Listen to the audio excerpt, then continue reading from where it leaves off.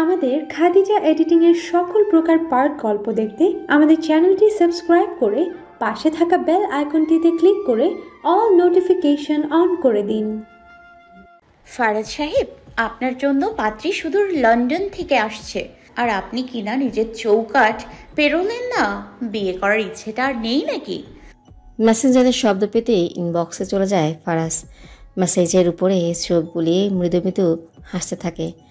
ফারাজকে মৃদু হাসতে দেখে সহকারী একটা ডাক্তার বলল, হাসছেন কেন ফারাজ সাহেব? বেলার পাঠানো টেক্সটে লাভ ইমোজি প্রেরণ করে বিনা উত্তরে ফোনটা উল্টো করে টেবিলের উপর রেখে নিজের 2 হাত গালে ঠেকিয়ে বলল, আমার হবু বউজান এসে গেছে। সে বোধহয় নতুন সিমও নিয়ে নিয়েছে। এখনই কল আসবে, তবে তার আগেই আমাকে বেরোতে হবে। আপনি সবটা একটু খেয়াল রাখবেন প্লিজ। এখন আমার আবার বেরোতে হবে। ফারাজ স্টেটোস্কোপ আর সাদা কোটটা খুলে রেখে ফোনটা নিয়ে মুহূর্তেই নিজের ক্যাবিন থেকে বেরিয়ে যায়। গাড়ি নিয়ে সোজা একটা ফুলের দোকানের সামনে গিয়ে থেমে যায়। বেছে বেছে টকটকে লাল রঙের কিছু গোলাপ দিয়ে একটা বড়সড় বুকেট বানিয়ে নিল। পূর্বেই ঠিক করা নির্দিষ্ট একটা জায়গায় উদ্দেশ্যে রওনা দেয় ফারাজ। সন্ধ্যা হতে শুরু করেছে, অন্ধকার নামায় মানুষের ভিড়ও কমতে শুরু করেছে। ফারাজ গিয়ে এক বেঞ্চিতে বসে। ফোনটা চেক করে বুঝতে পারে বেলা অনলাইনে নেই। কোনো নাম্বার থেকে এখনও কল আসেনি। সময় কেটে গিয়েছে বেশ কিছুটা। ফারাজ বারবার সময় দেখছে, না, কোনো কিছু ঠিক লাগছে না। পুনরায় মেসেঞ্জারে প্রবেশ করে ফারাজ। কোথায় আছেন আপনি? আর কতক্ষণ অপেক্ষা করব? ফুল যে শুকিয়ে যাচ্ছে, সাথে আমার হৃদয়টারও বেহাল দশা। কোনো উত্তর আসেনি ওপাশ থেকে। ফারাজ একবার দাঁড়িয়ে এদিক ওদিক পাঁচারি করছে, আবার এসে বসছে। অস্থির লাগছে তার। চিন্তা হচ্ছে বেলাকে নিয়ে। বাড়ির কেউ জানে না আজ বেলা দেশে ফিরেছে। সবাইকে সারপ্রাইজ দেওয়ার ইন্টেনশন থেকেই বেলা এই কাজটা করেছে। সময় চলে যাচ্ছে কিন্তু বেলার দেখা নেই। এয়ারপোর্ট থেকে সোজা এই জায়গায় দুজনের দেখা করার কথা ছিল। বেলার আসতে এত সময় লাগার কথা না। ফারাজের মাথায় একটা কথাই ঘুরপাক খাচ্ছে, বেলার কোনো বিপদ হলো না তো? বেশ্যাবাড়ির সামনে দাঁড়িয়ে 4 জন বেটা লোকের সাথে ফষ্টি নষ্টি করছিলি, আর এখন বলতেছিস তুই ওই এলাকা চিনস না? মগের মুল্লুক পাইছিস থানাকে? হে রূপালি, এই বেটিরে লকাবে রাখেন তো, দেখি ওর কোন না করে আসে ওকে ছাড়াতে। শেষের কথাটা পাশে দাঁড়ানো মহিলা কনস্টেবলকে বললেন রাহাত রাব্বি। বেলার চোয়াল শক্ত হলো, ভ্রু আগের তুলনায় আরও বেশ কয়েকটা ভাঁজ পড়ল। দাঁত কিরমিরিয়ে বলে উঠল, অভদ্রতা করলে আমি আপনার গায়ের পোশাকের দিকে খেয়াল করব না। ঠাঁটিয়ে 2 গালে 2টা বসিয়ে দিব বলে দিলাম। আমার আগের রূপে ফিরে আসতে বাধ্য করবেন না। যে মুখ দিয়ে নোংরা নোংরা কথা বের করতেছেন, সেই মুখটা ভেঙে গুড়িয়ে দিব। চেয়ার ছেড়ে উঠে দাঁড়ালো রাহাত রাব্বি। টেবিলের উপর থাকা লাঠিটা নিয়ে বেলার সামনে সে দাঁড়ালো। হাতের উল্টো পাশ দিয়ে পান খেয়ে লাল হওয়ার ঠোঁটটা মুছে ফিচেল হেসে বলল, কি ছিড়বি তুই আমার? তোর মতো বেশা আবার কি ছিঁড়তে পারবে? ঘন্টা চুক্তিতে বিছানা গরম করবি আর আমরা বললেই দোষ? বেলা স্থির থাকতে পারছে না। এত নোংরা কথা তাদের দাঁত চেপে শুনছে। কর্তব্যরত পুলিশের গায়ে হাত তুলে জেল অবধি হয়ে যেতে পারে ভেবেই বেলা কয়েকটা দীর্ঘশ্বাস ফেলে নিজের রাগ সংবরণ করার চেষ্টা করে। জোরে জোরে কয়েকটা শ্বাস ফেলে সে স্বাভাবিক হওয়ার চেষ্টা বৃথা যায় না তার। মেকি হাসার চেষ্টা করলো, বলল, কাউকে একটু বলুন আমার ফোনটা দিতে। আমি কে কি করি সব জানতে পারবেন। 13 ঘন্টা জার্নি করে আমার শরীর এত কিছু নিতে পারছে না। প্লিজ আমাকে এই উপকারটুকু করুন। আমার বাড়ি ফিরতে হবে। আমি যে আপনাদের সব কিছু ক্লিয়ারলি বলবো সেটারও সুযোগ দিচ্ছেন না। আমি এই এলাকার মানুষ নই, চেনা জানা নই। রাহাত রাব্বি কুটির হাসল। আঙ্গুল দিয়ে খোঁচা খোঁচা দাড়িগুলো নাড়তে নাড়তে বলল, আগুন এখনই নিভে গেল? ওয়াই, জ্বলতে দেখে মজা লাগছিল তো। বেলা কপালে হাত দিয়ে কপাল ঘষতে থাকে। মনে মনে নিজেকে গালি দিতে থাকলো। এটা ভেবে যে ওই লোকের গাড়িতে কেন উঠতে গেল সে। ওই গাড়িটায় না উঠলে এমন কাণ্ড আর হতো না। ঘাটতেরা পুলিশ অফিসারকেও কিছু বোঝানো যাচ্ছে না। নোংরা কথাগুলো কানে বাজছে বারবার। কোনো উপায়ন্তর না দেখে সাবধানের সাথে মহিলা কনস্টেবলের পকেট থেকে রিভলভারটা নিয়ে নিল। মেন অফিসারের দিকে তাক করে বলল, আপনার পচানি অনেক শুনলাম। এবার তাড়াতাড়ি ফোন বের করুন, আর আমি যে নম্বর বলবো সেই নম্বরে ইমিডিয়েটলি কল দেবেন।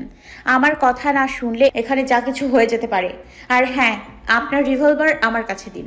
থানার সবাইকে বলুন রিভলভার জমা দিতে, নইলে কিন্তু। বেলাকে থামিয়ে দিয়ে রাহাত রাব্বি আমতা আমতা করে বলে উঠল, আপনি রিভলভার নামান। পকেট থেকে নিজের ফোনটা বের করে তাড়াহুড়া করে ফোনটা আনলক করলো, বাড়িয়ে দিল বেলার দিকে। বেলা উত্তপ্ত গলায় বলে উঠল, নম্বর তুলুন জলদি, কলটা লাউড স্পিকার করে রাখবেন। রাহাত রাব্বি বেলার বলা নাম্বারটা তুলে কল দিয়ে বেলার দিকে তাকালো। রিং হতে ওপাশের ব্যক্তি কল কেটে দিল সাথে সাথে। রাহাত রাব্বি সুচালো দৃষ্টি ফেলে বলে উঠল, আবার কল দিন। বেলার কথা মতো পুনরায় পূর্বের নাম্বারটিতে কল লাগালো। এবার সাথে সাথেই কল রিসিভ হলো। ভারী গলায় পুরুষ কণ্ঠে বলে উঠল, কি সমস্যা? বারবার কল দিচ্ছেন কেন?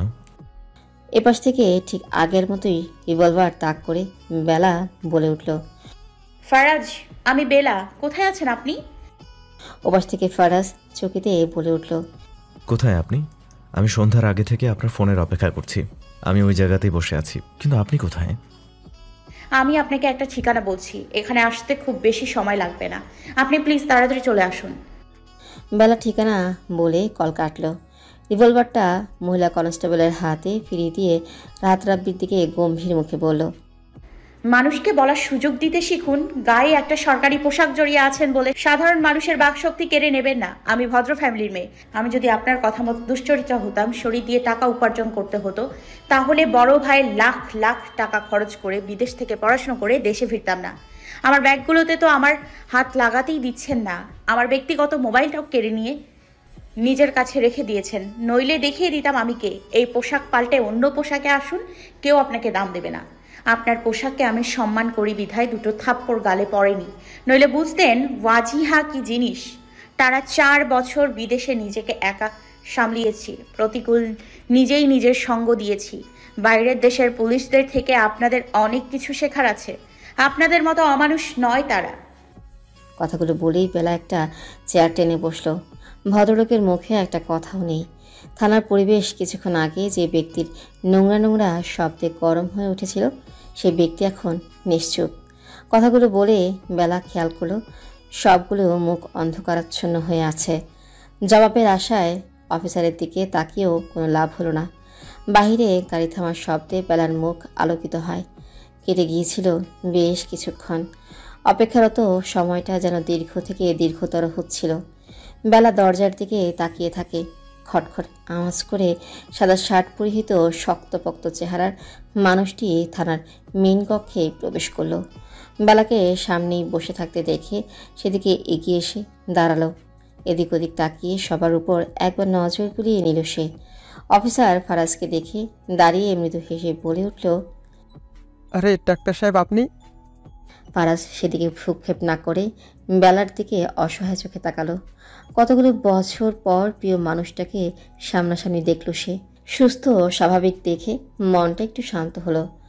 একটা স্বস্তির শ্বাস টানল। মুহূর্ত কয়েক চোখ বন্ধ করে রেখে আবারও উৎসুকভাবে বেলার দিকে দৃষ্টি নিবদ্ধ করল। ঠিক আছেন তো আপনি ওয়াজিহা? এখানে এসেছেন কিভাবে? আপনার তো এখানে আসার কথা ছিল না। বেলা তখন বিষণ্ণ মনে বসে ফারাজের আসার অপেক্ষা করছিল। ভেবেছিল ফারাজ আসলে উষ্ণ মেজাজেই অফিসারকে আরও কয়েকটা ভারী ভারী কথা শুনিয়ে দিবে, কিন্তু হলো তার উল্টো ঘটনা। মেজাজ বিগড়ে যাওয়ার পরিবর্তে আরও বেশি শীতল থেকে শীতলতর হতে শুরু করলো। সম্মোহনী চাহনিতে চেয়ে রয় সে। বেলাকে চুপ থাকতে দেখে ফারাজ তার দিক থেকে নজর ফিরিয়ে অফিসারের দিকে তাকালো, শুধালো, কি হয়েছে এখানে? উনি এখানে কেন? রাহাত রাব্বি এবার একটু আমতা আমতা করা শুরু করলো। মাথা নিচু করে নিলেন তৎক্ষণাৎ। বলে উঠলেন, আসলে ভাই, এখানে একটা মিসআন্ডারস্ট্যান্ডিং হয়ে গিয়েছে। আমি এই সত্যটা বুঝতে পারিনি। ফারাজ ভ্রু কুচকালো। মনে হলো বেলা তার আদরে ভাবটা চাইছে, সব কিছু এক নিঃশ্বাসে উপড়ে দিতে চাইছে। পরক্ষণে বেলার পাশে গিয়ে বসলো, গলায় পরম স্নেহ জড়িয়ে বলল,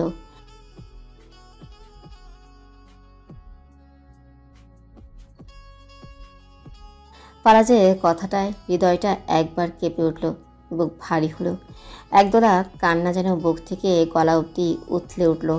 এতক্ষণ সে শক্ত ছিল, ভীষণ শক্ত। এই পুরুষ তাকে নির্ভরশীল বানিয়ে দিতে চাইছে, দুঃখে দুঃখী হতে বলছে। তার এই প্রশ্নটা যেন বুঝিয়ে দিচ্ছে বেলার জন্য সে আছে। বেলা তো নিজের জন্যই নিজে যথেষ্ট। আল্লাহ তাকে মনোবল দিয়েছে, তবু এই লোকটা তাকে ভরসা দিলে কেন নিজেকে আর 5টা মেয়ের মতো নিজেকে অসহায় লাগে। সত্যি কান্না পাচ্ছে তার। কেঁদে কেঁদে বলতে ইচ্ছে করছে, দেখুন না, এই লোকটা আমাকে অনেক বাজে বাজে কথা বলেছে, আমাকে শরীর বিকিয়ে দেয়া নারী উপাধি দিয়েছে। এগুলোর কিছুই বলল না বেলা। একটা শ্বাস শুধু প্রলম্বিত করে নিজেকে স্বাভাবিক করলো। আমার কিছু হয়নি, তবে এতগুলো বছর পর দেশে ফিরে এরকম অবস্থা আমি মোটেও আশা করিনি বলে উঠে দাঁড়ালো বেলা। রাহাত রাব্বির দিকে ঘৃণা ভরা দৃষ্টি রেখে বলল, আপনার চরিত্র কেমন আমি জানি না, তবে মুখে একটু লাগাম টানুন। আজ না হয় থানা বলে যা ইচ্ছা বলে গেলেন, ভাষার এরকম শ্রী যদি রাস্তাঘাটে প্রকাশ করেন তাহলে অন্যান্যরা আমার মতো ভদ্রতা দেখাবে না। গণধোলাই দিয়েই পোশাক খুলে রাস্তায় পোশাকহীন কুকুরের মতো ছেড়ে দেবে। আপনার জন্য আপনার অবস্থানের সবাইকে থুথু তো দিতে পারছি না, তবে আপনি এভাবে চললে আপনার মুখে থুথু পড়তে বেশি দেরি নেই। বেলা থামলো, তবে বেশিক্ষণ থেমে থাকলো না। আবারও বলতে শুরু করলো, আমাকে গত 1 ঘন্টা একটা বাক্য বলতে দেননি নিজেকে সঠিক প্রমাণ করার জন্য। আমি যে গাড়িটা ভাড়ায় নিয়েছিলাম প্রথমে বুঝতে পারিনি উনি নেশা করেছিলেন, আমাকে ভুল জায়গায় নামিয়ে দিয়েছিল। আমি জানতামও না ওটা কোন জায়গা। আমি ওখানে দাঁড়িয়ে ওনাদের কাছে ডিটেলস জানতে চাচ্ছিলাম। পুলিশের গাড়ির আওয়াজে সবাই ছুটে পালালো। কিছু বুঝে উঠতে না পেরে আমি আপনাদের কাছে সাহায্য চাইবে বলে দাঁড়িয়েছিলাম, আর আপনি কি না নোংরা একটা অ্যালিগেশনে থানায় নিয়ে এলেন। কোনো কথাই বলার সুযোগ দিচ্ছেন না আমাকে। আপনারা আছেন সাধারণ মানুষকে সাহায্য করার জন্য, সেটা না করে সবাইকে এক দাড়িপাল্লায় মেপে যা তা বলে আত্মায় ভয় ঢুকিয়ে দেন। বেলার কথা শেষ হতেই ফারাজ রাহাত রাব্বির দিকে তাকিয়ে এক হুঁচিয়ে বলল, আপনি আসলে এমন করেছেন? রাহাত রাব্বি মাথা উপর নিচ ঝাঁকায়। জি, ভুল হয়ে গেছে আমার। কড়া গলায় চেঁচিয়ে উঠল ফারাজ। একরাশ ঘৃণা প্রকাশ করে গম্ভীর গলায় বলল, মিথ্যা অ্যালিগেশন ওনাকে থানায় আনার জন্য, বলার অধিকার কেড়ে নেওয়ার জন্য আমি আপনার কি করতে পারি আপনি জানেন? রাহাত রাব্বি বারবার ক্ষমা চাইছে। বেশ কিছুক্ষণ তিনজনের মধ্যে কথাবার্তা চলল। বেলা উঠে নিজের ফোন আর ব্যাগগুলো নিতেই ফারাজ এগিয়ে এসে লাগেজটা হাত থেকে নিয়ে আগে আগে বেরিয়ে গেল। বেলা যেতে গিয়েও কিছুক্ষণের জন্য দাঁড়ালো। সামনে দাঁড়ানো কনস্টেবলকে উদ্দেশ্য করে বলল, অন্যের রিভলভার নিজের কাছে রাখবেন না। ফারাজ গাড়িতে ড্রাইভিং সিটে বসতেই বেলা এসে পাশে বসলো। পেছনের সিট থেকে ফুলগুলো নিয়ে বেলার দিকে বাড়ি দিয়ে মৃদু হেসে বলল, ওয়েলকাম টু বাংলাদেশ ওয়াজিহা। বেলা ফুলগুলো নিয়ে চোখ বন্ধ করে বড় একটা শ্বাস টেনে নিল। ফারাজের দিকে তাকিয়ে মৃদু হেসে বলল, আমার জন্য আজকের দিনটাই আপনি আর আপনার দেয়া ফুলগুলো ছাড়া কোনো কিছুই ভালো ছিল না। শুনুন, এই পুলিশগুলো আছে না, এরা যদি ঘুণাক্ষরে বুঝতে পারে আপনি তাদের ভয় পাচ্ছেন, তাহলে এরা ভয়টা আরও বাড়িয়ে দেবে। আপনি শুধু একবার গরম হবেন, ওরা ভুলেও আপনার সাথে লাগতে আসবে না। ওরা এমন কিছু হয়ে যায়নি যে তাদের ভয় পেতে হবে। বেলা কথার পৃষ্ঠে কোনো কথা বলল না। গাড়ি চলছে, গাড়ির কাছ দিয়ে বাহিরে তাকিয়ে রাতের শহর দেখছে সে। ফারাজ আর বেলাকে বিরক্ত না করে ড্রাইভ করতে থাকে। 8টার দিকে গাড়ি এসে পৌঁছায় ওয়াহাজের বাসার সামনে। ফারাজ গাড়ি থামিয়ে বেলাকে আস্তে আস্তে করে ডাকতে থাকে। বেলা ঘুমিয়ে গিয়েছিল চুপচাপ বসে থাকতে থাকতে। ফারাজের ডাকে চমকে উঠে সোজা হয়ে বসলো। চোখ ডলতে ডলতে বলল, চলে এসছি। হ্যাঁ, আমরা এখন বাসার সামনে। কখন যে চোখ লেগে গেছিল বুঝতে পারিনি। ফারাজ মৃদু হেসে বলল, সমস্যা নেই, জার্নি করেছেন, অনেক ক্লান্ত আপনি, তাই এমন হয়েছে। চলুন, আমি আপনার ব্যাগ আর লাগেজটা এগিয়ে দিচ্ছি। বেলা ফুলের দিকে তাকিয়ে সেটা হাতে নিয়ে ফারাজকে দেখিয়ে বলল, একটা কথা জিজ্ঞেস করলে কি বলবো? ফারাজ স্বাভাবিকভাবেই নিল ব্যাপারটা। মুচকে এসে বলল, বলবেন, আপনার হবু বর দিয়েছে। বেলা লজ্জায় বাহিরের দিকে তাকালো। ধুর, কি যে বলেন না। কি বললাম, বিয়ে করছি না আমরা? থামুন একটু। ফারাজ সপ্রসন্ন দৃষ্টিতে বেলার দিকে তাকালো। মৃদু গলায় বলে উঠল, বিয়ে করছেন কবে? আপনাকে বিয়ে করতে না পেরে জীবনের কতগুলো বছর চলে গেল দেখেছেন? আপনি কোনোভাবে বেঁকে বসলে আমাকে কে বিয়ে করবে? বেলা সুরেলা কণ্ঠে হেসে উঠল।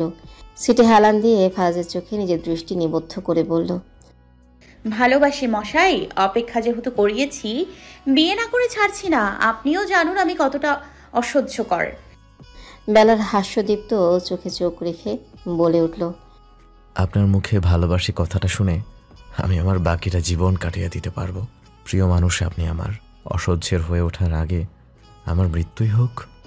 বেলার মুখের হাসি যেন এবার উবে গেল। গম্ভীর স্বরে বলে উঠল, এসব কথা বলতে নেই ফারাজ, আপনি অনেক দিন বাঁচুন। আপনাকে আমার ভালোবাসা বাকি। আমার অপেক্ষাদের মৃত্যু হোক, আপনাকে পাওয়া বাকি। নিজেদের কথা শেষ করে গাড়ি থেকে জিনিসপত্র নিয়ে দুজন বাড়ি দোতলার সেই নির্দিষ্ট একটা ফ্ল্যাটের দিকে ছুটল। সিঁড়ি বেয়ে উপরে উঠতে উঠতে আরও কিছু কথা হলো দুজনের। হলো ক্ষণিকের চোখাচোখি। ফ্ল্যাটের সামনে এসে দুজন দাঁড়ালো। ফারাজ কলিং বেল টিপতে যাবে, বেলা তাকে থামিয়ে দিল। ফোনটা বের করে আমার মানুষ নামে সেভ করা নাম্বারটিতে কল লাগালো। রিং হতে ওপাশ থেকে কল রিসিভ হলো। ওপাশ থেকে কিছু বলার আগেই বেলা বলে উঠল, একটু দরজা খুলবেন? পেটে কারো হাতে স্পর্শ পেয়ে চোখ খুলল নীরা। কী হচ্ছে ঠাওর করতে না পেরে স্থির হয়েই শুয়ে রইল। হাতটা কোনো পুরুষের সেটা সে বেশ বুঝতে পারছে। হাতটা আবারও পেটে স্পর্শ করলো। আলতো ছোঁয়া দিতে দিতে কাঁধের কাছে কারো ভারী নিঃশ্বাস টের পেতেই এক ঝংকারে উঠে বসল। পাশের লোকটি অন্ধকারেই নীরাকে টেনে নিজের কাছে নিতে চাইলেই নীরা নিজেকে ছাড়িয়ে নিয়ে দৌড়ে গিয়ে রুমের লাইটটা অন করলো। পরিচিত মুখটা দেখে কান্না পেয়ে যায় তার। অস্ফুট স্বরে বলল, আপনি আপনি এমন নোংরা কাজ কিভাবে করতেছিলেন? বুক কাঁপলো না আপনার?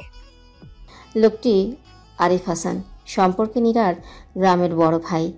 বাবা মারা যাওয়ার পর সৎ মা যখন জোর করে বয়স্ক এক লোকের সাথে বিয়ে দিচ্ছিল, তখন এই লোকটি তাকে ওরকম একটা পরিস্থিতি থেকে বাঁচিয়ে শহরে নিয়ে এসেছে চাকরি দেবে বলে।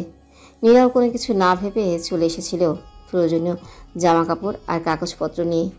গ্রাম থেকে শহরে আসা, থাকার জন্য একটা রুম দেওয়া পর্যন্ত সবই ঠিক লেগেছিল তার কাছে। রাতে এমন কিছু ঘটে যাবে তা ভাবতেও পারেনি নীরা। বেশি রাতও হয়নি। গ্রামের সন্ধ্যা পরেই রাতের খাওয়া শেষ করে ঘুমিয়ে পড়ে সবাই। নীরাও সে অভ্যেস মোতাবেক তাড়াতাড়ি কিছু খেয়ে ঘুমিয়ে গিয়েছিল। হালকা ঘুমিয়ে এমন কাণ্ডে আতঙ্কিত সে। নীরার আতঙ্কিত মুখ দেখে পাকা হাসল, গাল চুলকে বলল, তোমার ইন্টার পাশে চাকরি কেটা দেবে? শহরে শরীর বেঁচলে টাকার অভাব নাই, আমার থেকেই না হয় শুরু করলা। নীরা খুব আশ্চর্য লাগছে লোকটাকে, যাকে এতদিন এত সম্মান করে এসেছে, সে কিনা এরকম কথা বলছে। ভাবতেও মনটা সায় দিচ্ছে না। ভেতর থেকে কে যেন বলে উঠছে, তুই স্বপ্ন দেখছিস, এটা স্বপ্ন। এখনই ঘুম ভেঙে গেলে দেখতে পাবি লোকটা এরকম না। লোকটা নীরার দিকে এগিয়ে আসতে আসতে ফিচেল হেসে বলল, আমার সাথে একবার সময় কাটিয়ে দেখো, সব কিছু ভালো লাগবে, টাকাও পাবি, তোর আর খারাপ দিনই থাকবে না। নীরা দেয়ালের দিকে পিছাতে পিছাতে ভয়ার্ত গলায় বলে উঠল, এগোবেন না আপনি, একদম এদিকে আসবেন না। ভালোই ভালোই বলছি, ঘর থেকে বেরিয়ে যান, নইলে খারাপ কিছু করে ফেলবো আমি। গ্রামের মেয়ে বলে কমজোর মনে করবেন না। লোকটা উচ্চস্বরে হেসে উঠল। নীরার কাছাকাছি এসে মুখ বাঁকিয়ে নীরার খপ করে ধরল। আমার খারাপ পড়বি তুই, নরম হাড়ের মেয়ে লোক। ফোন স্ক্রিনে আমার মানুষ লেখাটা দেখে মৃদু হাসল ফারাজ। কল কাটার পর অপেক্ষা করতে করতে বলল, ভাইয়ের নাম্বার এই নামে সেভ করা? বেলা ফারাজের দিকে একবার দেখে আবার সামনে তাকালো। স্বাভাবিকভাবেই বলল, ভাইয়া ছাড়া আমার বলতে আর কেউ নেই, মা বাবা কেউ নেই, একটাই মানুষ আছে আমার। আপনি যখন আমার হবেন তখন আপনি হবেন আমার ব্যক্তিগত মানুষ। ফারাজ কিছু বলল না। বেলার চিন্তাভাবনা সর্বদা তাকে মুগ্ধ করে। মেয়েটার যুক্তি এতটাই ধারালো যে কোনো কিছুই তার সামনে টিকতে পারে না। এই আলাদা ধরনের মেয়েটাকে সে অসম্ভব ভালোবাসে, অসম্ভব। খট করে দরজা খোলার আওয়াজ হলো। পাল্লা সরে গেল খানিকটা। মোয়ে অনুজ্জ্বল মুখটা বেলাকে দেখা মাত্রই আলোয় পুলকিত হলো। কপালে টানা কয়েকটা ভাঁজ ফেলে কাঁপা কাঁপা গলায় পড়ে উঠল, তুমি? বেলা কোনো কথা না বলে সোজা গিয়ে মৌকে জড়িয়ে ধরল। ওপাশ থেকে শক্ত করে নিজের সাথে বেলাকে মিশিয়ে নিল মৌ। ফারাজ দুজনকে এভাবে দেখে মুচকি এসে লাকেজ নিয়ে ভেতরে ঢুকলো। ওয়াহাজ নিজের ঘরে বসে টিভি দেখছিল। ফারাজের হাতে লাকেজ ব্যাগ দেখে সহাস্যে বলে উঠল, কি ব্যাপার, এসব কেন? বাড়ি ছেড়ে চলে আসলি নাকি? ফারাজ ওয়াহাজের দিকে এগিয়ে গিয়ে কৌতুকের স্বরে বলল, আমার হবু বউ এসেছে, বাইরে গিয়ে দেখুন। ভাবলাম আপনাদের দেখাতে নিয়ে আসি। আম্মা মানবে কি না জানি না, তাই ওকে আপনাদের এখানে রাখবো কয়েকদিন। মৌয়ের সাথেই থাকবে। তৎক্ষণাৎ খাট থেকে নেমে দাঁড়ালো ওয়াহাজ।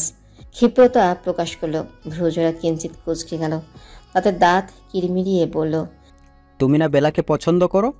আমারই ভুল হয়েছে, বেলার সাথে তোমাকে ভেবেই ভুল করলাম আমি। এত বড় ধোঁকা দিলে? ফারাজ মুচকি হাসতে থাকে।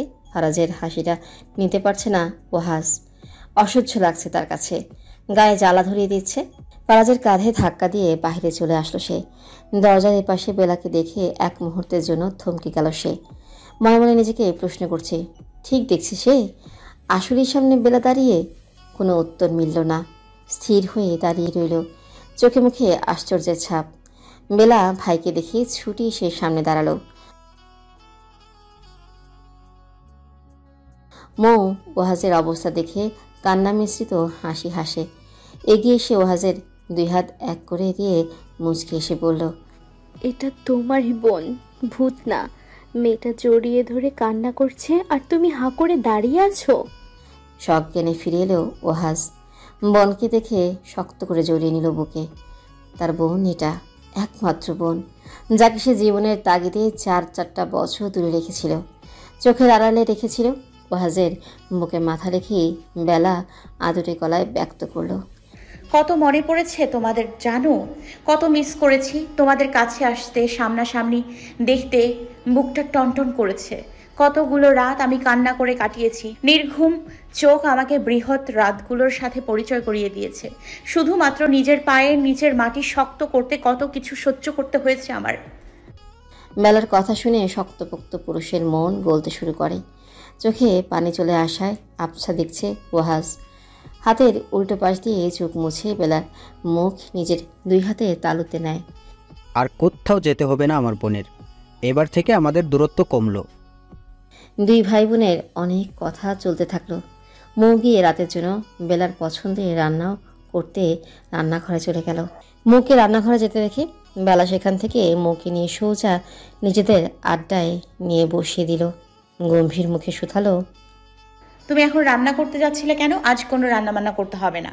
তোমার ভাইয়ের অনেক টাকা, এত টাকা দিয়ে কি করবে? ওনাকে বলো খাবার অর্ডার দিতে। কতদিন ঠিকমতো বাঙালি খাবার খাই না। ফারাজ পাশে থেকে মুখ গোমরা করে বলে উঠল, আমার বউ বাচ্চার জন্য জমাচ্ছি, তার থেকে মিসকিনকে একটু খাওয়ালে কিচ্ছু হবে না। মৌ, তোর ননদকে বলে দে আমি খাবার অর্ডার দিচ্ছি। বেলা হাতের ফোনটা নামিয়ে রেখে ফারাজের দিকে অগ্নিদৃষ্টিতে তাকালো। আমি মিসকিন? বউ পাবেন না বলে দিলাম। ওয়াহাজ ভাই আর বোনকে পেলেই হবে। বলেই আর কোনো কথার সম্মুখীন হওয়ার ভয়ে রুম থেকে বেরিয়ে এলো ফারাজ। বেলার কথা মেনে নিয়ে ফারাজও কয়েক ধরনের খাবার অর্ডার করলো। কিছু সময়ের মধ্যে খাবারগুলো চলেও এলো। ঘণ্টাখানেকের মধ্যে সবাই মিলে খাওয়া দাওয়া শেষ করে ফারাজ বাসায় ফেরার উদ্দেশ্যে বাহিরের দিকে আসে। বেলা ফারাজের পিছু পিছু এলো দরজা আটকে দিতে। ফারাজ বেলার উপস্থিতি বুঝতে পেরে পেছনে তাকিয়ে মৃদু হাসে। থাকুন, আসি তবে। থানার ঘটনাগুলো কাউকে বলার প্রয়োজন নেই। বেলা সম্মতিসূচক মাথা নাড়ল। সাবধানে যাবেন। কথোপকথন শেষ করে ফারাজ সিঁড়ি বেয়ে নিচে নেমে আসলো। গাড়িটা নিয়ে বাড়ির উদ্দেশ্যে বেরিয়েও পড়ল। এক মনে গাড়ি চালাচ্ছিল সে। হঠাৎ গাড়ির সামনে কিছু একটা উপস্থিতি বুঝতে পেরে চকিতে ব্রেক কষল। সাথে সাথে বাহির থেকে মেয়েলি কণ্ঠে চিৎকার ভেসে এলো, হো বাবা গো বলে চিৎকার দিয়ে কেউ যেন রাস্তায় ধপ করে বসে পড়ল। ফারাজ গাড়ির সামনে কারো চিৎকার শুনতেই গাড়ি থেকে নেমে দৌড়ে সেদিকে এগিয়ে গেল। রাস্তায় বসে পা ধরে বসে থাকা মেয়েটাকে দেখে শুকনো ঢোক গিলে নিল। কাঁপা কাঁপা গলায় বলল, আপনি ঠিক আছেন? মেয়েটা ব্যথায় কুকড়ে উঠল। এদিকে ওদিকে তাকিয়ে ব্যথায় নিজেকে সঁপে না দিয়ে ঝটপট উঠে দাঁড়ালো। হন্তদন্ত চোখে ফারাজের দিকে তাকালো সে। ব্যস্ত গলায় বলে উঠল, আপনার কোনো দোষ নেই, ঘাবড়াবেন না। আমি আসলে তাড়াহুড়ো করে ওপাশে যাচ্ছিলাম।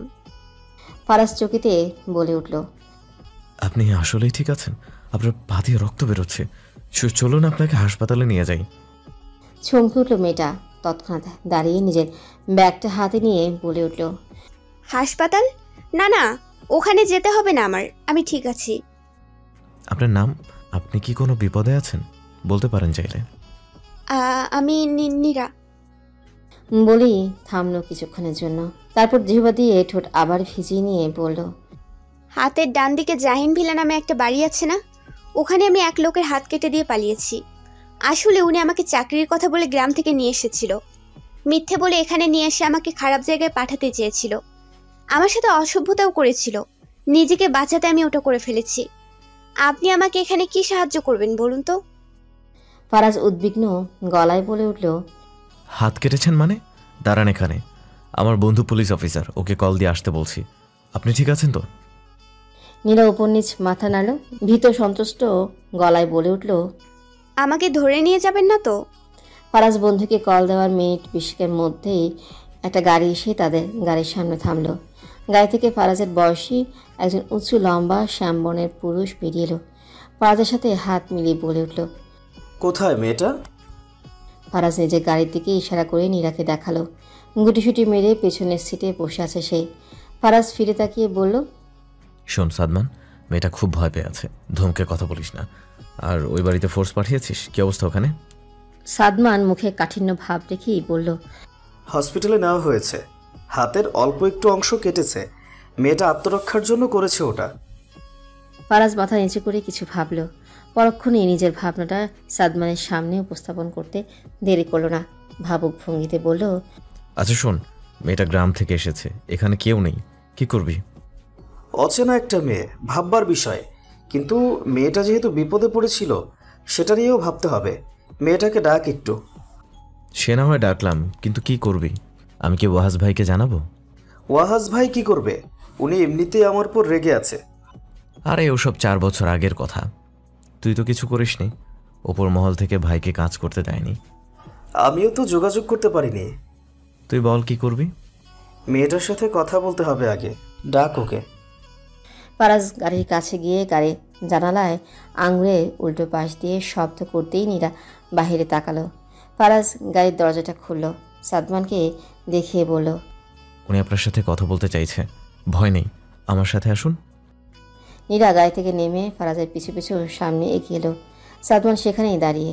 ফারাজের সাথে অন্ধকার থেকে আলোর দিকে কাউকে আসতে দেখছে সে। কম উচ্চতার একটা মেয়ে বুকের সাথে মাঝারি আকারের একটা ব্যাগ জড়িয়ে নিয়ে এগিয়ে আসছে। কাছাকাছি আসতেই মুখটা স্পষ্ট দেখতে পেল সাদমান। ভয়ার্ত মুখটা নজরে আসলো। মেয়েটা বারবার জিহ্বা দিয়ে ঠোঁট ভিজিয়ে নিচ্ছে। ফারাজের সাথে সাথে সামনে এসে দাঁড়ালো। সাদমানের দিকে তাকাতেই মাথাটা বেশ কিছুটা উঁচু করতে হলো তার। অসহায় মুখে বলল, স্যার, আমি ওটা করতে চাইনি, হয়ে গেছে। আমাকে প্লিজ ধরে নিয়ে যাবেন না? শেষের কথাটা বলার সময় নীলার গলা ভারী হয়ে আসছিল, কথা বেঁধে বেঁধে যাচ্ছিল। নীলার অবস্থা দেখে সাদমান একটা শ্বাস টানল।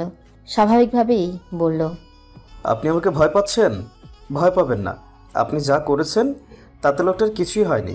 আপনাকে ধরে নিয়ে যাব কেন? পুলিশ কি শুধু ধরে নিয়েই যায় নাকি? নীরা সাদমানের দিক থেকে চোখ ফিরিয়ে নিয়ে ফারাজের দিকে তাকালো, বলল, জানেন, আমাদের গ্রামে যতবার পুলিশ এসেছে ততবারই কাউকে না কাউকে নিয়ে গেছে। ফারাজ নীরার ভয় কাটাতেই মৃদু হাসল। সে বেশ বুঝতে পেরেছে নীরা পুলিশ সম্পর্কে বেশি কিছু জানে না, তাদের মধ্যকার দূরত্ব অনেক। ফারাজ মুখে হাসি রেখেই বলল, আপু, ওরা অপরাধ বোধ করছিল হয়তো। পুলিশ তো সাহায্য করার জন্যই আছে। ও আমার বন্ধু, আপনাকে সাহায্য করার জন্য এসেছে, ভয় পাওয়ার দরকার নেই। ফারাজ থামতেই সাদমান নীরাকে উদ্দেশ্য করে বলল, আপনি শহরে এলেন কেন ওই লোকের সাথে? অপরিচিত জায়গায় যে এসে পৌঁছালেন, এখন থাকবেন কোথায়? এখানে পরিচিত কারো বাসা আছে? নীরা দুই পাশে মাথা নাড়ল, যার অর্থ এখানে কারো বাসা নেই। সাদমান কিছু একটা ভেবে নীরাকে গাড়িতে গিয়ে বসতে বলল। নীরা অবাধ্য না হয়ে সোজা গিয়ে ফারাজের গাড়িতে বসলো। সাদমান ফারাজের সামনাসামনি এসে দাঁড়ালো। নীরাকে আরেকবার দেখে বলল, মেয়েটা অতিরিক্ত সহজ সরল, গ্রাম থেকে এসেছে। শহরের মানুষ মনের প্যাঁচ বোঝেনি, সব কিছু অচেনা। এখন এত রাতে কোথায়? তোর বাসায় নিয়ে যাবি নাকি? ফারাজ ছিটকে দূরে সরে গেল। ভ্রুকুচকে বলে উঠল, পাগল হয়েছিস তুই? একটা এই বয়সের মেয়েকে আমি বাড়িতে নিয়ে যাব? আমার বউ জানলে আমাকে তালাক দিয়ে দেবে। সাদমান কোমরে হাত দিয়ে বিরক্তিতে চ জাতীয় শব্দ উচ্চারণ করলো। তারপর বলল, তোর এখনো বিয়ে হয়নি ভাই। এরকম বয়স মানে কি তোর বয়স কত? 33, তাই না? আমার কত? আমি তোর জুনিয়র। যদিও আমরা বন্ধু, তবু আমি তোর ছোট। আমি ওই মেয়েটার কি ব্যবস্থা করব? হ্যাঁ, আমি বাসায় নিয়ে গেলে মা আমাকে বাড়ি থেকে বের করে দিবে। তোর যে তাও অনেক ছোট আছে। রাগ তোর ছোট, আমি বাসায় নিয়ে যেতে পারবো না। কখন কি বলে ফেলবে কে? মানুষের মুখ আটকানো যায় না। সাদমান কিছু একটা ভাবলো। কিছুক্ষণ চুপ থেকে ফারাজের দিকে তাকালো। ফারাজ ইশারায় কি হয়েছে জানতে চাইলে সাদমান বলল, আচ্ছা ঠিক আছে, ওয়াজ ভাইয়ের বাড়িতে আজকের রাতটা রাখতে পারবে না? আগামীকাল দেখা যাবে কিছু করা যায় কিনা। ফারাজও সাদমানের কথাটা ভেবে দেখলো খুব একটা ভুল বলেনি। মেয়েটা বেলার চেয়েও অনেকটাই ছোট। এত রাতে কোথায় যাবে? রাতের শহর যে হিংস্র থেকেও অনেক বেশি হিংস্র হয়ে ওঠে সেটা কে না জানে। হয়তো দেখা গেল আগামীকাল মেয়েটার কোনো খারাপ খবর পেল, তখন নিজেকেই দোষী মনে হবে। আচ্ছা আমি দেখছি, দাঁড়ান। বলি পকেট থেকে ফোনটা বের করলো ফারাজ। সাদমানের থেকে কিছুটা দূরে সরে গেল সে। বুকে বিশ্বাস রেখে সে বেলাকে কল দিল। ওপাশ থেকে তাড়াতাড়ি কলটা রিসিভ হলো। ভেসে এলো মেয়েলি কণ্ঠ। বাসায় পৌঁছে গেছেন? ফারাজ বেলার প্রশ্নের উত্তরে বলল, না। বাসায় যাননি? অনেকক্ষণ হলো বেরিয়েছেন তো। কোথায় আছেন? আপনাদের বাসা আর আমাদের বাসার মাঝামাঝি দাঁড়িয়ে আছি। বেলা জানতে চাইল, দাঁড়িয়ে আছেন কেন? আসলে একটা বিপদ ঘটে গেছে। শোয়া থেকে তৎক্ষণাৎ উঠে বসলো বেলা। অস্থির চিত্তে বলে উঠল, কি হয়েছে? ঠিক আছেন আপনি? ফারাজ মৃদু হেসে বলল, আপনি আমার কথা কেন জানতে চাইছেন? আমি তো বলিনি আমি বিপদে পড়েছি। বেলার অস্থিরতা বেড়ে গেল। ফারাজের কথার জবাব না দিয়ে বলে উঠল, আপনি ঠিক আছেন কিনা সেটা বলুন। ঠিক আছে, আমার একটা হেল্প চাই। বেলা চিন্তিত গলায় বলে উঠল, এত রাতে হেল্প? কি হেল্প চাই? এসে বলি। বাসায় আসবেন? আবার কি হয়েছে বলুন তো, আমার চিন্তা হচ্ছে। 10 মিনিট লাগবে আসতে। ফোনে বললে বুঝবেন না, এসেই বলি। ফারাজ, চিন্তা হচ্ছে আমার। একটু চিন্তা করুন আমার জন্য। তারপর দুটো গাড়ি এসে থামলো একটা বাড়ির সামনে। উপরের ফ্ল্যাটে গাড়ির শব্দ পৌঁছাতেই পায়চারি থেমে গেল বেলার। ঘর থেকে বেরিয়ে ব্যালকনির দিকে চলে এলো। আঁক পিছ করে দুটো গাড়ি থেমে আছে। দুটো গাড়ি থেকে একে একে 3 জন নামলো। ফারাজ ছাড়া সবাই অচেনা। অচেনা মুখ দেখে বেলা যতটা না ঘাবড়ালো তার চেয়ে বেশি ঘাবড়ালো ফারাজের গাড়ি থেকে অচেনা মেয়েকে বের হতে দেখে। চট করে মাথায় এলোমেলো কিছু প্রশ্নের উত্থান ঘটল। যেটা বেশি মাথায় ঘুরছে সেটা হলো, কে মেয়েটা? ফারাজ কোনো বিপদের কথা বলেছিল। কলিং বেলের আওয়াজ শুনে বেলা দরজা খুলতে গেল না। বুক কাঁপছে তার। অন্যরকম কিছু হয়ে যাওয়ার ভয়। সন্দিহান সে। নিজের রুমের মধ্যেই আবার পায়চারি শুরু করলো। খট করে কেউ দরজার সিটকিনিটা খুলল। দরজা খোলার সাথে সাথেই ওয়াহাজের গলা পেল বেলা। তার মানে ওয়াহাজ গিয়ে দরজা খুলেছে। গলার স্বর একজন থেকে এবার 2 জন 3 জনের শোনা যাচ্ছে। মৌ রুম থেকে বেরিয়েছে বুঝতে পেরে বেলাও ধীরে ধীরে রুমের বাইরে পা রাখল। ড্রয়িং রুমে বসেছে সবাই। 20-21 বছর বয়সী মেয়েটাকে দেখে বেলা যেন একটু শান্ত হলো। এত ছোট মেয়েকে নিশ্চয়ই ফারাজের সাথে মেলানো যাবে না। এগিয়ে গেল ওদিকে। মৌ বেলাকে দেখতেই পাশে জায়গা করে দিল বসার জন্য। কেউ তখনও আসল কথা শুরু করেনি। ফারাজের পাশে বসা ছেলেটা ওয়াহাজের সাথে অতীত নিয়ে কিছু কথা বলছিল। ওয়াহাজ তখন পুলিশের হয়ে আড়ালে থেকে কাজ করত। তখন সাদমান নতুন চাকরিতে জয়েন করেছিল। তাদের দলেই কাজ করত সে। তারপর উপর মহলে 2 নম্বরিতে সব কাজ মাঠে মারা যায়। তখন থেকেই পুলিশের উপর তীব্র রাগ জন্মে ওয়াহাজের। সেজন্য সাদমানের সাথে একটা ভালো সম্পর্ক থাকলেও পরে আর যোগাযোগ হয়ে ওঠেনি। দুজনের মধ্যেই কথাবার্তা শেষ হলে ওয়াহাজ ফারাজের দিকে তাকালো। ইশারায় নীরাকে দেখিয়ে বলল, মেয়েটার কথা বলো, কি সমস্যা? ফারাজ একবার বেলার দিকে দেখে আবার নীরার দিকে দেখল। শুকিয়ে যাওয়া গলায় পড়ল, আমি বাসায় ফিরছিলাম, তখনই উনি গাড়ির সামনে পড়ে। পায়ে চোট লেগেছিল। আমি ব্যান্ডেজ করে দিয়েছি। ওনাকে কেউ গ্রাম থেকে নিয়ে এসেছিল জব দেওয়ার কথা বলে। সেই লোক নাকি ওনার সাথে খারাপ আচরণ করেছিল। নিজেকে বাঁচাতে হাতে আঘাত করে পালিয়ে এসেছে। এখানে কেউ পরিচিত নেই। একটা বিপদ থেকে বেঁচে ফিরেছে, রাতে আরেকটা বিপদে পড়বে না কে বলতে পারে। তাই ভাবলাম আজকের রাতটা যদি এখানে থাকার ব্যবস্থা করা যায়। ওয়াজ নীরার দিকে তাকিয়ে বলল, উনি যা বললো তা সত্যি? নীরা উপর নিজ মাথা ঝাঁকালো, যার অর্থ সব সত্যি। সাদমান পাশে থেকে বেলাকে উদ্দেশ্য করে বলে উঠল, আপু, আজকের রাতটা ওনাকে এখানে রাখা যাবে না? আমি কালকেই ওনাকে নিয়ে যাব। বেলা কি বলবে বুঝতে পারছে না। একটা মেয়ে বিপদে পড়েছে, তাকে সাহায্য করা উচিত, কিন্তু কার মনে কি চলে সেটা তো বোঝা যায় না। এ শহরে অনেক কিছুই তো ঘটে। মেয়েটাকে বাজিয়ে দেখতে বেলা গম্ভীর স্বরে নীরাকে প্রশ্ন করে বলে উঠল, নাম কি তোমার? জি, নীরা। তাৎক্ষণিক প্রশ্নের জবাব দিয়ে বেলার দিকে তাকালো সে। পাশ থেকে মৌ বলে উঠল, বাসায় কে কে আছে? মুখটা নিস্তেজ মেরে গেল। মাথা নিচু করে বলল, মা ছোটবেলায় মারা গেছে, আব্বা কিছুদিন আগে। বাড়িতে সৎ মা আর তার ছেলে মেয়ে। আমাকে বয়স্ক একটা লোকের সাথে বিয়ে দিতে চাচ্ছিল। আমি বিয়ে করব না জন্য আমার সব জিনিসপত্র নিয়ে শহরে চলে এসেছি। গ্রামের ওই ভাই আমাকে স্টেশন থেকে নিয়ে এসেছে। ওনাকে ভালো মানুষ বলেই জানতাম। পেটে পেটে যে এত শয়তানি সেটা বুঝতে পারিনি। নীরাকে থামিয়ে দিয়ে ওয়াজ বলে ওঠে, রুম শেয়ার করে থাকতে পারবে তো? আমাদের এখানে আরেকটা ছোট্ট যে রুম আছে ওখানে কেউ নেই। আমার বোনের সাথে পাশের ওই রুমে থাকতে হবে, সমস্যা হবে না তো? নীরা দুপাশে মাথা নাড়িয়ে বলল, আপার সমস্যা হবে না? বেলা স্বাভাবিক হওয়ার চেষ্টা করে বলল, না, আমার কথা ভাবতে হবে না। সাদমান স্বস্তির নিঃশ্বাস ফেলল। ফারাজের পিঠ চাপড়ে বলে উঠল, চল ভাই, তুই যা ভয় পাচ্ছিলি তা হয়নি, সব ভালোভাবেই সমাধান হয়ে গেল। ওয়াজ উঠে দাঁড়ালো, মৌকে বলল, আমার মাথা ধরেছে একটু, আমি রুমে গেলাম। বেলা, বোন আমার, তুই নীরার একটু খেয়াল রাখিস। সব কথা সকালে হবে, আজ শরীরটা ভালো লাগছে না। শেষ কথাটা বেলাকে বলতেই বেলা বলে উঠল, ঠিক আছে ভাইয়া, ভাবি তুমিও যাও। ওনারা গেলে আমি দরজা আটকে দিচ্ছি। সাদমান এতক্ষণে নীরার দিকে একটু ভালোভাবে দেখল। মেয়েটা এখনও ভয় জড়সড় হয়ে বসে আছে। সাদমান সাহস দিয়ে বলল, ভয় নেই এখানে, আপনি নিশ্চিন্তে আজকের রাতটা অন্তত এখানে থাকুন, তারপর আমি দেখছি কি করা যায়। আপনি প্রয়োজনে আগামীকাল বিকেলে চলে আসব, ঠিক আছে? নীরা হ্যাঁসূচক মাথা নাড়ল। সাদমান উঠে দাঁড়ালো, দরজার দিকে চলেও গেল।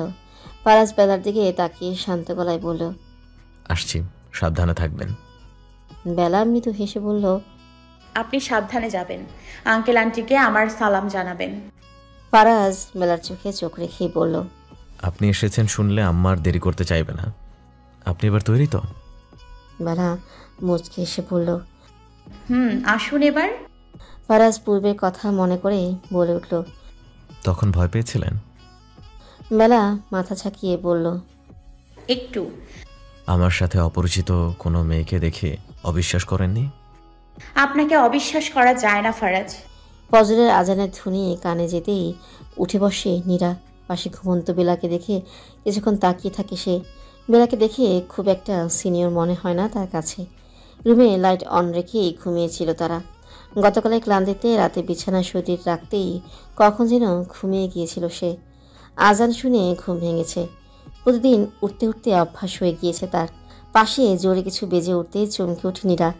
বেলার ঘুম ভাঙতে দেখে নির্বিকার চিত্তে সেদিকে তাকিয়ে থাকে। বেলা চোখ খুলে নীরাকে দেখে প্রথম পর্যায়ে একটু ভয় পায়, পরবর্তীতেই উঠে বলে, নিজেকে সামলে মৃদু হেসে বলল, কখন উঠেছ? অ্যালার্মের শব্দে ঘুম ভেঙে গেছে? আসলে আমি নামাজের জন্য অ্যালার্ম দিয়ে রেখেছি। নীরা শান্ত গলায় বলল, অ্যালার্মের আগে উঠেছি। আমার প্রতিদিন এই সময় ঘুম ভেঙে যায়। বেলা সাগ্রহে জানতে চাইল, নামাজের জন্য? আপনাদের বাসার কোথায় কি আছে আমি তো জানি না। আপনাকে ডাকতেও সাহস পাচ্ছিলাম না, তখনই অ্যালার্ম বেজে উঠল। বেলা বিছানা ছেড়ে উঠে দাঁড়ালো। খোলা চুল বাঁধতে বাঁধতে বলল, চলো ফ্রেশ হয়ে অজু করে নাও। আমার ব্যাগে নতুন ব্রাশ আছে, আমি তোমাকে ওটা দিচ্ছি, অপেক্ষা করো। বেলা নিজের ব্যাগ থেকে একটা ব্রাশ বের করে নীরার হাতে ধরিয়ে দিল। বলল, বাইরে গিয়ে বাম পাশে দেখো বেসিন, ওখানে ফ্রেশ হয়ে অজু করে নাও। মাথা মাসেও পর্যন্ত ওখানেই করো। আর রুমে এসে ওয়াশরুমে গিয়ে পা ধুয়ে নিও। আমি ততক্ষণে জায়নামাজ আর খিমার গুছিয়ে রাখি। বেলার ব্যবহারে সন্তুষ্ট হলো নীরা। বেলার মুখের দিকে চেয়ে থেকে বলল, আপনি না খুব ভালো। ও আজ সকালে নাস্তা শেষ করে অফিসে চলে গিয়েছে। বাসায় তিনজনের পরিচয়ের পর আড্ডা ভীষণ জমে উঠেছে। নীরা মিশুকে প্রকৃতির, বেলা আর মৌয়ের সাথে ভাব জমিয়ে নিতে বেশি সময় লাগেনি তার। দুপুরে মৌ আর বেলা রান্না করছিল, নীরা তাদের সাথে থেকেই নিজের অতীত নিয়ে কথা বলছিল। তিনজনের আড্ডা বেশ জমে উঠেছে। এমন সময় মৌয়ের ফোনটা বেজে উঠল। মৌ চুলার আঁচটা কমিয়ে হাতটা মুছে নিয়ে ফোনটা হাতে নিয়ে দেখল ফাহমিদা বেগম কল দিয়েছেন। হাসি মুখে কলটা রিসিভ করলো সে। হ্যালো মা। ওপাশ থেকে ফাহমিদা বেগম গলার স্বর নরম করে বললেন, বেলা এসছে শুনলাম, কোথায় সে? দেশে এলো আর একটাবার জানালো না পর্যন্ত।